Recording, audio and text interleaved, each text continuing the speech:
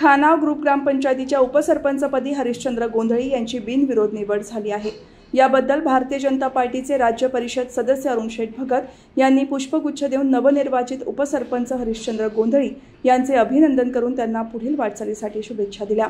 यावेळी भाजप नेते संजय पाटील, पनवेल पूर्व मंडळ अध्यक्ष भूपेंद्र पाटील, भाजप नेते द्वारकानाथ बुलाडे, मनोहर आरिवले, सरपंच चंदा वारदे, माजी सरपंच नीलम आरिबले, जयश्री दिसले, माजी उपसरपंच बाळाराम पाटील, ग्रामपंचायत सदस्य अर्चना दिसले, रवी कर्णुक, हेमंत पाटील, सुनील खाने, संतोष बोलाडे, एकनाथ फराड, बळीराम भोईर, दिलीप वाघे, संतोष वाघे, बबन नाईक, योगेश गोंधळी, रोहिदास गोंधळी, सचिन गोंधळी, गुरु गोंधळी, दशरथ गोंधळी, दिनेश गोंधळी, राजेंद्र गोंधळी, आकाश जाधव, नरेश नाईक, राजेंद्र पाटील, निलेश वारदे, नवनाथ पवार, लहू वाघे, यशवंत वाघे, गणेश खाने, संतोष घागस, गजानन घागस, प्रतीक बडेकर यांच्यासह मान्यवर उपस्थित होते।